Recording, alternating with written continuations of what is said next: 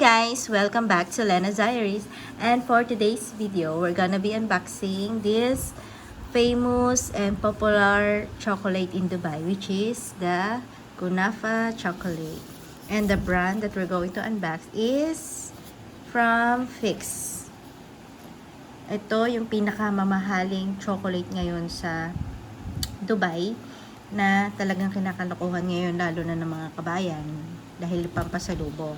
Actually, itong brand na itong Fix na ito ay nasa 80 dirhams sa airport. Pero kung bibili mo siya sa Careem app, order mo siya ng online, nasa 67 siya. So, times nyo lang yan sa 16. Magkano yun? Kaya parang aabot siya ng 2,000 pesos ang isang bar na ganito. So, ngayon, meron siyang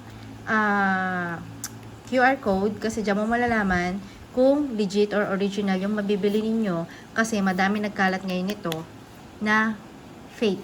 So, mabibili nyo lang ito na yung original pwede sa Dubai Airport, sa Careem online, or kaya sa Dubai Mall. The rest, I'm not sure.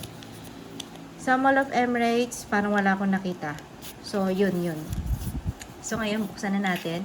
Itong in-order ko, o itong binili ko ay, may 4 na flavor kasi yan eh. So, ang flavor na binili ko ay itong original.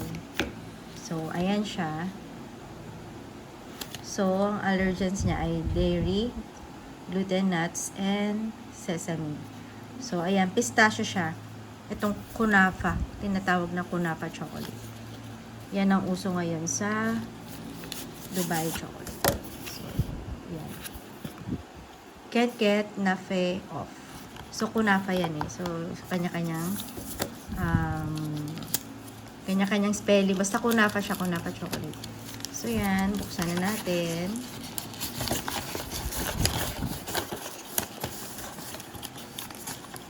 By the way, guys, kauwi ko lang galing ng Dubai. So, wait na lang tayo sa mga susunod na video ng aking kaganapan doon. So, inuna ko lang itong pag-unbox ng chocolate. So, ganyan ang itsura niya. Okay, so let's try. Tuloy natin. So, ganyan naman niya kasi meron siyang pistachio. So, tikma ko lang guys ha.